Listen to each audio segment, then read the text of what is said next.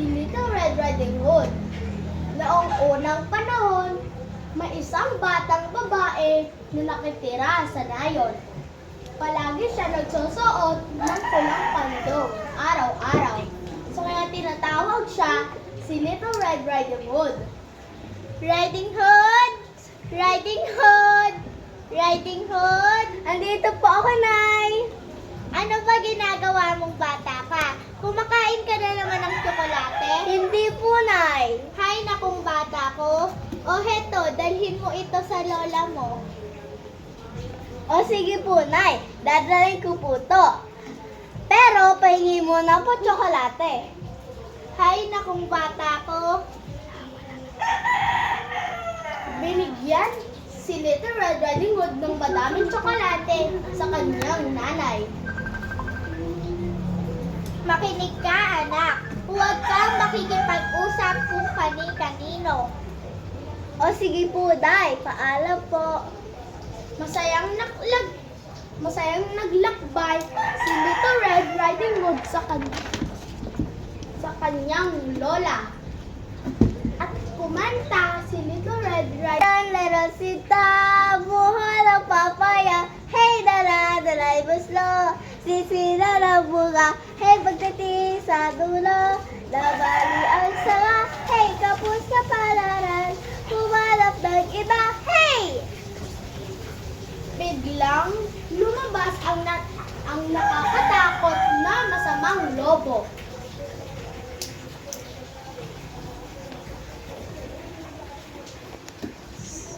Sandali lang, bata. Bakit madali ka? Kasi pupunta po ako sa aking lola, Ginoong Lobo. Gayon ba? Ayan na ba ang dala mo?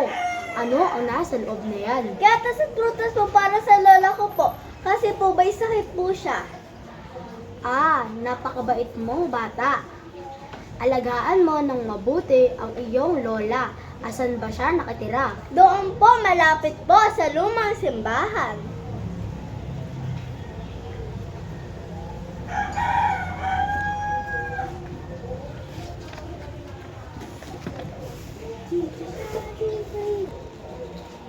Naisip ng masamang lobo na pumunta sa bahay ng lola at kainin muna ang lola ni Little Red Riding Hood bago si Little Red Riding Hood. Magdadala ako ng maraming bulaklak. Maraming bulaklak dyan na magaganda at mabango na bulaklak dyan sa paligid. Oo nga no, ang paganda ng ideya mo. Sige, mamimitas ako ng mga bulaklak para kay Lola, para bigyan pa ako ni Lola ng maraming tsokolate. Damihan mo aalis na ako. O sige, paalam po, Ginoong Lobo. At namitas si Little Red Riding Hood ng madaming bulaklak. Agad nang pumunta ang masamang lobo sa bahay ng lola ni Little Red Riding Hood. Napakasarap na hapunan na ito. Nagugutom na ako. Kakainin ko muna yung matanda bago yung batang ito. Hihihi. Knock, knock, knock. Sandali lang, sino yan? Baka po ko na itong kumakatok.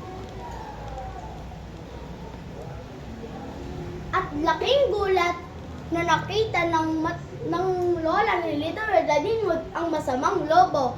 Bago pang makasigaw ang lola ni Little Red Riding Hood, agad nang kinain ng masamang lobo ang lola ni Little Red Riding Hood. Napakasarap na pampagana na ito. Yum! Hihihi. At agad pumasok ang masamang lobo at agad nang nagbihis ng suot ng lola. At nahiga sa kama at inintay si Little Red Riding Hood na dumating. At natapos na si Little Red Riding Hood na mamitas ng mga bulaklak. At masayang naglakbay ulit at kumanta ng kung ikaw ay masaya. Kung ikaw ay masaya, kumanta ka. Kung ikaw ay masaya, kumanta ka. Kung ikaw ay masaya, buhay mo ay sisigla. Kung ikaw ay masaya, kumanta ka. Go! At nakadating si Little Red Riding Hood sa bahay ng kanyang lola. At pumasok si Little Red Riding Hood sa bahay ng kanyang lola at agad naupo sa tabi ng kanyang lola sa kama. Kamusta ka na, Lola? Ito, mataas ang lagnat. Pero gumaan ang pakiramdam ko yung nakita kita. Wow, Lola! Bakit apakalaki ng mata mo? Para mas madali kitang makita, Apo. Wow, Lola! Bakit apakalaki ng tenga mo? Para mas madali kitang marinig, Apo. Wow, Lola! Bakit apakalaki ng ngipin mo? Para mas madali kitang makain. At agad nang kinain ng masamang lobo si Little Red Riding Hood. Agad nang nahiga ang masamang lobo sa kama dahil sa kabusugan ng at natulog ang masamang lobo at humilik ng malakas.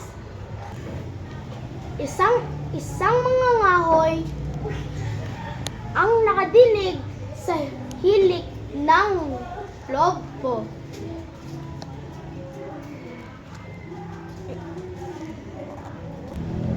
Napakalakas naman humilik ng matandang babae na nakatira rito.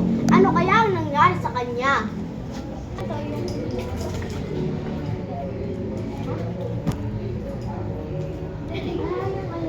At pumasok ang mga ngahoy sa loob ng bahay ng matandang babae. Laking gulat na makita ang masamang lobo. Sa wakas, ang tagal ko nang pinag-iintahan ang pagkakataon na ito. Napansin ng mga ngahoy na gumagalaw ay tiyan ng masamang lobo at naisipan ng mga ngahoy na baka kinain niya ang matandang babae na nakatira dito at naisipan niya na baka buhay pa ito. At agad nang kumuha ng gunting ang mga ngahoy at ginupit ang tiyan ng masamang lobo. At nakita ng mga ngahoy si Little Red Riding Hood at agad lumabas si Little Red Riding Hood galing sa tiyan ng masamang lobo. Naku po! Nakakatakot doon at wala akong makita. At lumabas na din ang lola ni Little Red Riding Hood. At may naisip si Little Red Riding Hood. Aha! Biglang lumabas si Little Red Riding Hood ng kasama ang kanyang lola.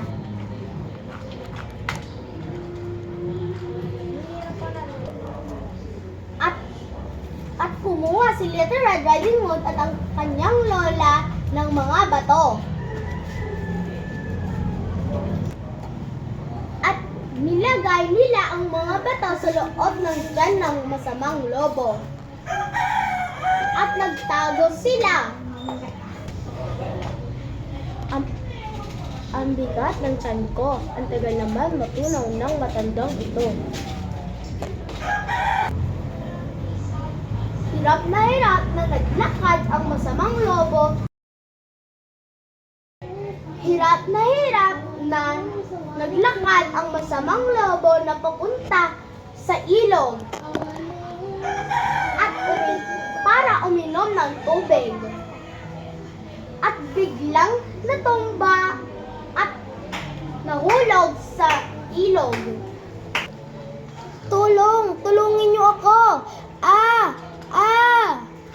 Dapat nga sa'yo malunod na sa mga lobo. Malunod ka! Tulungin niyo ako!